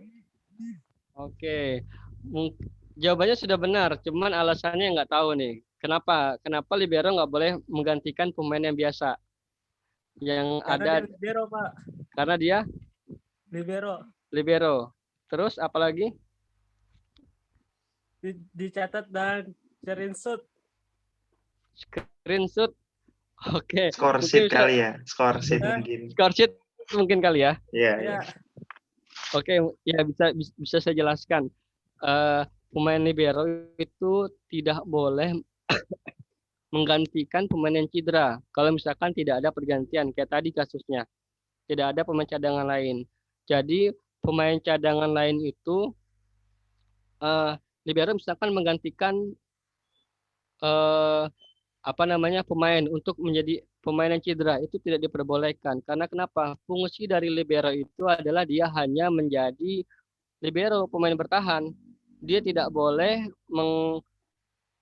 merubah fungsi apapun itu bentuknya. Itu dia. Ya, jadi jawabannya sudah benar. Lalu ada pertanyaan kembali, satu pertanyaan mengenai pergantian pemain lah. Mungkin itu akan jadi pemahaman bagi teman-teman semua. Pertanyaannya adalah, satu tim sudah menghabiskan 6 pergantian pemain dalam satu set. Misalkan nomor 1 dengan nomor 3 sudah 2 kali pergantian pemain. Nomor 1, nomor 3 sudah 2 kali pergantian pemain. Nomor 1 pemain utama, nomor 3 pemain cadangan. Artinya kan nomor 3 sudah tidak boleh lagi masuk ya. Itu dia, itu sudah 2. Lalu ada 4 lagi. 4 lagi, yang 4-nya itu misalkan dia digantikan oleh pemain lain secara bergantian. Nah, pertanyaannya adalah ketika 6 itu sudah habis pergantian pemain, tiba-tiba pemain nomor 3 yang tadi pemain utama itu yang sudah digantikan oleh nomor 1, dia cedera. Sedangkan pertandingan masih berlanjut. Sedangkan pergantian pemain sudah habis dari tim itu. Nah, pemain nomor 3 cedera. Pertanyaannya adalah, bolehkah ada tambahan pergantian pemain? Dan sebutkan alasannya. Mungkin itu Mas Andi bisa dilempar ke pemain. Baik, silakan siapa yang bisa menjawab. Supriyadi ini mana, ayo.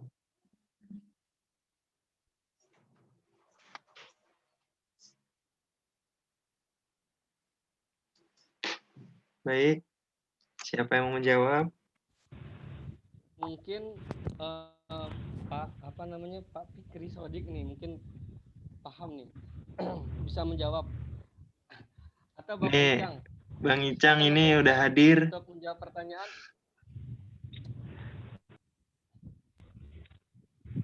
Atau Pak Fikri Sodik, enggak, silakan. Kalau ingin menjawab Pak Fikri. Mungkin Bapak Fikri, silakan bisa menjawab.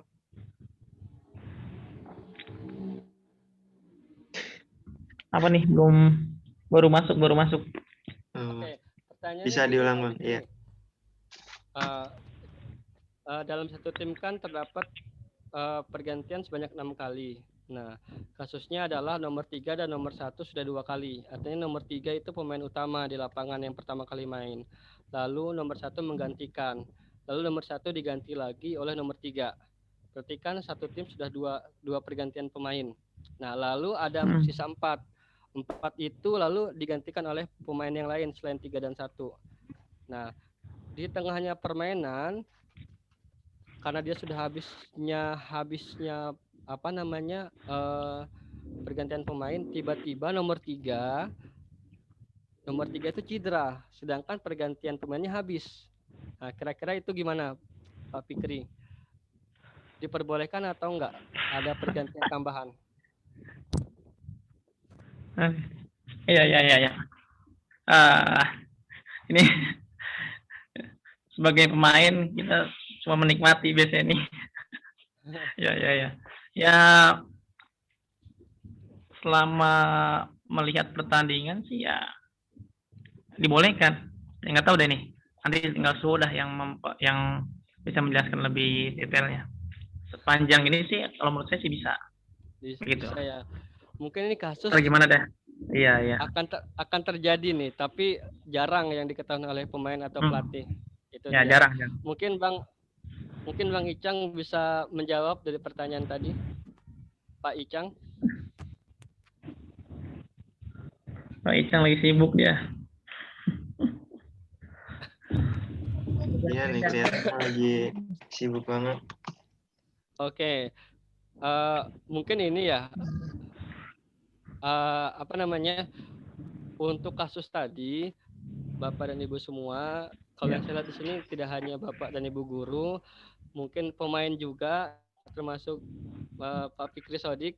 Ini senior saya juga di Unisma dulu kita pernah satu UKM, Pak ya. Apa kabar Pak? Iya, betul. Sehat nih. Terus ada Bang Alhamdulillah Icang. Bang Icang ini Alhamdulillah, Bang Icang ini satu angkatan sama saya, 2012 juga, cuman beda kelas. Kita dulu sering main poli bareng nih di UKM Poli sama Bang Fikri sama Bang Icang. Ya. Nah, itu. Jadi kasus tadi diperbolehkan atau enggak? Diperbolehkan pergantian pemain. Itu namanya pergantian istimewa. Khusus ya. Khusus namanya pergantian istimewa. Jadi ketika nomor 3 tadi cedera, dia boleh digantikan oleh pemain lain. Siapa pemainnya? Pemainnya adalah nomor punggung 1 yang digantikan olehnya tadi. Jadi pemain punggung 1 boleh 2 kali masuk. Itu dia. Nah, catatannya adalah nomor 1 ternyata dia nggak bisa masuk karena dia cedera. Dia boleh nggak sama yang lain boleh. Namanya pergantian istimewa diperbolehkan. Jadi yang pertama digantikan oleh nomor punggung 1 dulu. Ketika nomor punggung 1 nggak bisa, maka digantikan oleh pemain yang lain. Nah, itu dia Bapak dan Ibu semua. Lalu akan beda kasus ketika dia baru dua pergantian, 3 dan 1 misalkan. 1 masuk tadi, lalu dia cedera masuk, dimasukkan lagi nomor 3. Artinya kan nomor 1 nggak boleh masuk lagi nih. Nah, tiba-tiba ketika permainan berlangsung 3 cedera nih. Berarti kan 1-3 udah nggak mungkin lagi. Boleh nggak diganti? Boleh. Apa namanya? Namanya bukan pergantian istimewa, tapi pergantian biasa yang spesial namanya. Bukan istimewa tapi spesial. Intinya bukan martabak ya, bukan martabak istimewa atau martabak spesial, tapi pergantian pemain spesial. Jadi ketika 3 dan 1 tidak bisa memainkan, maka bisa digantikan oleh pemain yang lain cadangan. Tapi namanya artinya sudah menjadi 3 pergantian Mas Andi dan Bapak dan Ibu semua. Jadi bukan 2, tapi 3, nambah lagi. Nah, pergantian istimewa itu apabila 6 pemain sudah ada pergantian. Kalau dia ada yang cedera, yang ketujuhnya namanya pergantian istimewa. Itu dia. Kalau misalkan ada yang cedera lagi, boleh nggak diganti? Boleh. Selama itu sedang berlangsung. Itu dia. Ada yang cedera lagi boleh nggak? Boleh. Namanya pergantian istimewa. Itu dia. Itu spesialnya dari pertandingan bola voli. Mungkin itu, Mas Andi. Oke, baik.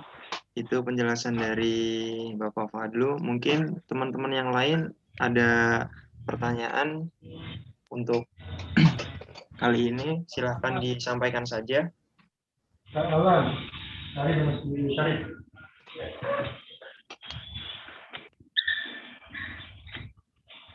Apakah sudah cukup jelas semuanya?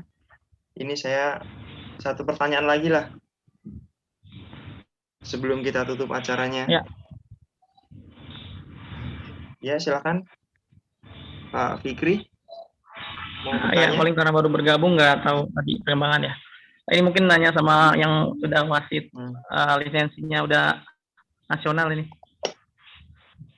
Bang Faldu nih, Bang Faldu. Nggak apa-apa, tentang permainan saja ditanyakan. Permainan. Ya, ini aja mau nanya itu.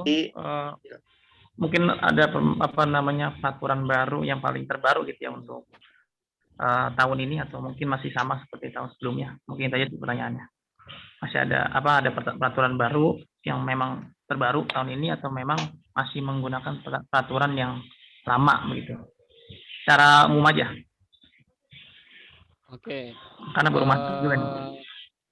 Ya, mungkin secara umum Bapak dan Ibu Bang Fikri, untuk peraturan terbarunya sekarang ini merunut dari buku tahun 2000 peraturan permainan dari 2017 sampai dengan 2020.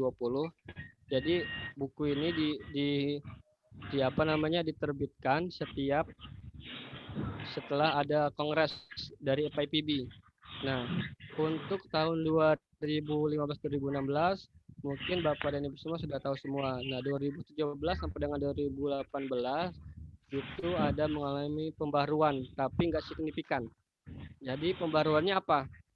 Pembaruannya mungkin yang ketika dalam bermain namanya itu tidak ada lagi namanya catcher.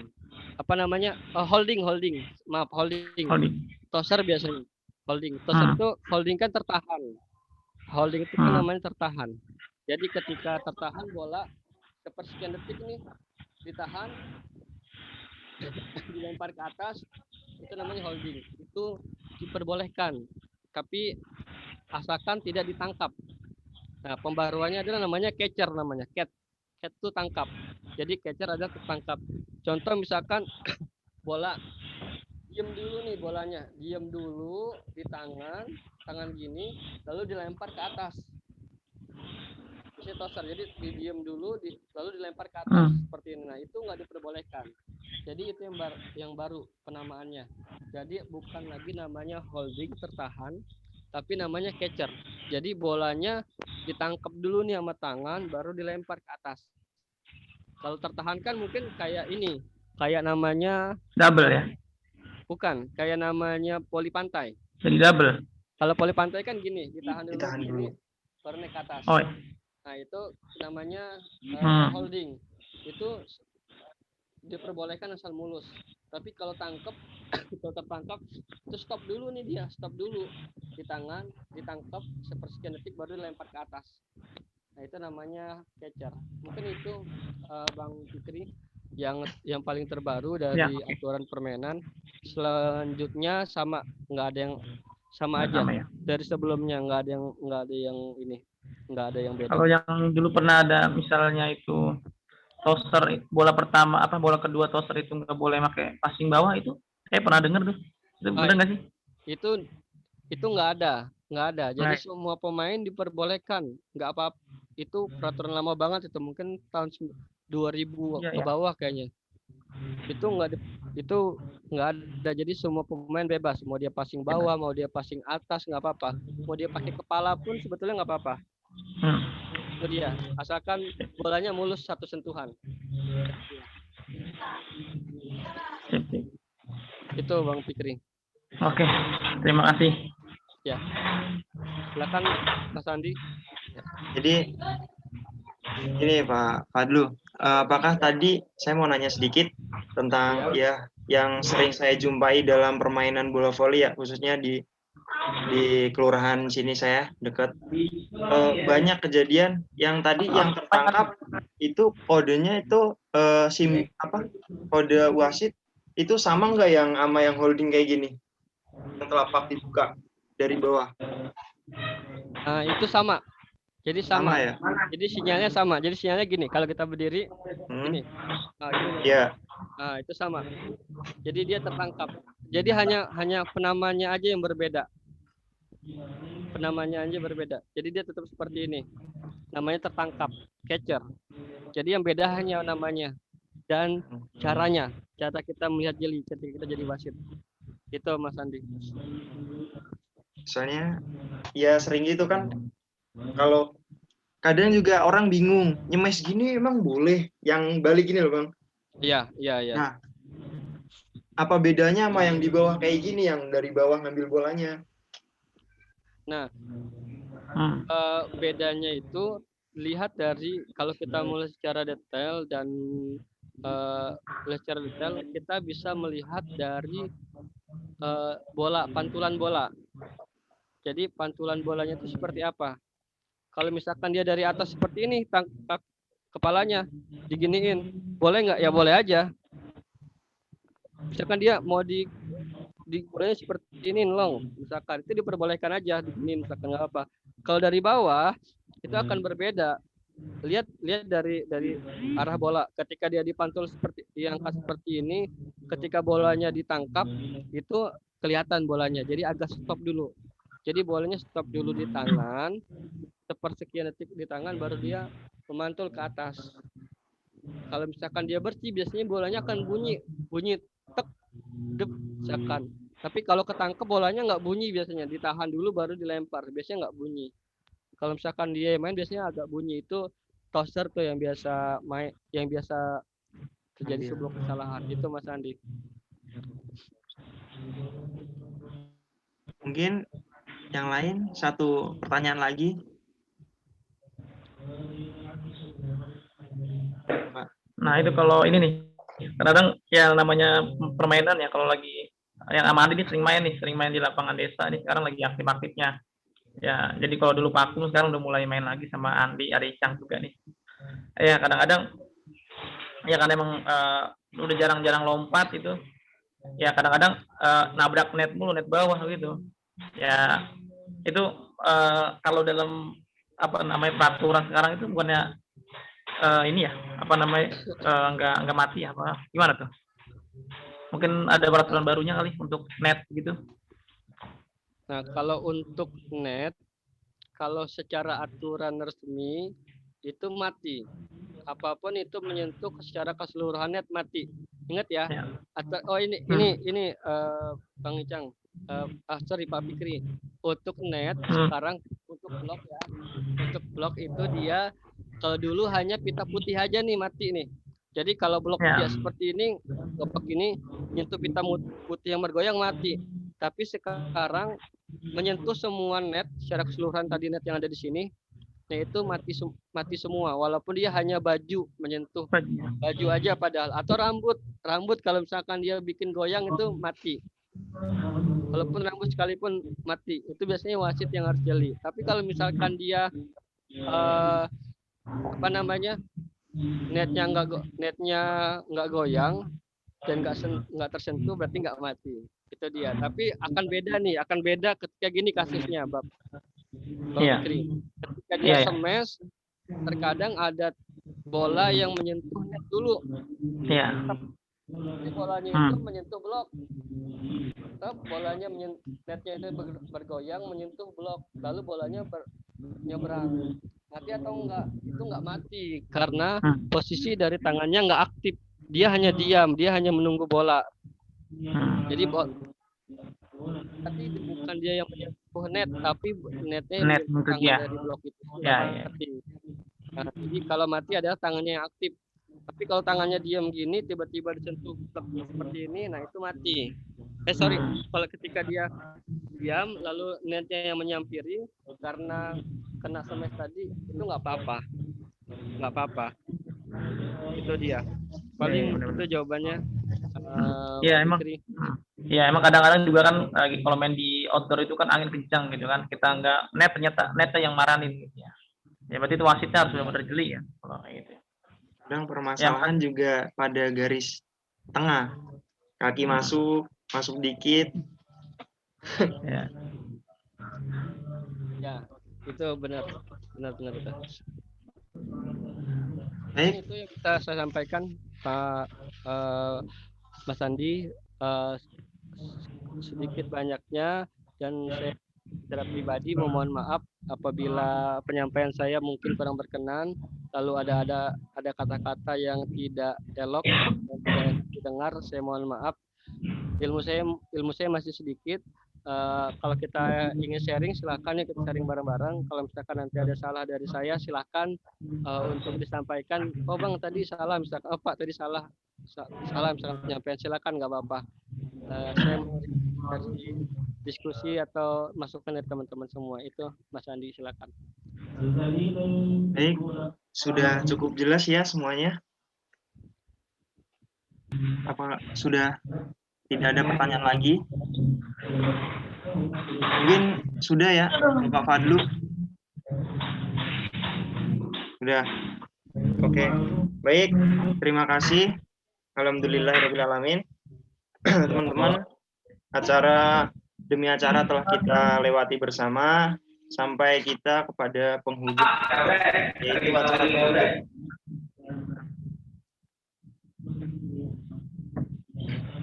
Saya atas nama pribadi mengucapkan banyak terima kasih kepada peserta yang telah bergabung dalam webinar pagi ini. Semoga yang telah disampaikan dapat dipahami dan ilmu yang kita dapat juga berguna untuk orang lain.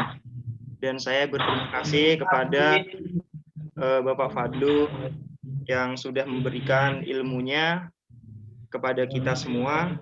Semoga Bapak Fadlu selalu diberikan kesehatan, keselamatan dalam beraktivitas. Terima kasih juga untuk LPPM Unisma Bekasi yang sudah memberikan fasilitasnya sehingga acara ini bisa berjalan dengan lancar. Baik teman-teman, mari kita tutup acara ini, acara webinar dengan bacaan hamdalah bersama-sama. Alhamdulillahirabbil alamin. Baik, selesai sudah acara webinar sosialisasi peraturan pertandingan permainan bola voli. Saya selaku moderator minta maaf yang sebesar-besarnya apabila ada tutur kata yang kurang berkenan. Mohon dimaafkan. Semoga kita selalu diberikan kesehatan dan dimudahkan segala urusan kita. Amin. Dan terhindar dari virus COVID-19 ini. Amin. Amin ya rabbal alamin. Cukup sekian dari saya. Kurang lebihnya mohon maaf. Billahi taufik wal hidayah. Assalamualaikum warahmatullahi wabarakatuh. Waalaikumsalam warahmatullahi wabarakatuh. Maaf Mas Andi, aku hidup tadi ada pekerjaan. Iya, nggak apa-apa. Nanti... Terima kasih Pak atas ilmunya Pak Fadlu. Siap, sama-sama Pak Dika. Semoga kita bisa nyambung silaturahmi.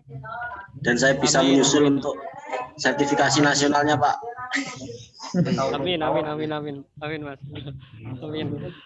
Bang Fikri sama Bang Icang bisa diminta ya. Tadi sudah saya kirim Oke, nomornya. siap. Oke, weh. Siap ya. Yuk, Untuk makasih. sertifikat akan segera saya kirim. Yang sudah mengisi Google Form yang saya kirimkan, Atas ilmunya. nanti setelah acara ini saya akan proses. Yang Yang belum. via email, ya yang belum nanti WA saya aja. Dan ntar saya kirim Google Form-nya untuk diisi, dapat sertifikatnya. Mas Andi izin lip duluan ya. Iya, silakan Bapak. Terima kasih Yo, atas ilmunya. Assalamualaikum. Sehat semua. Waalaikumsalam Hati-hati warahmatullahi hujan dan banjir di daerah Bekasi. Iya, banjir ini.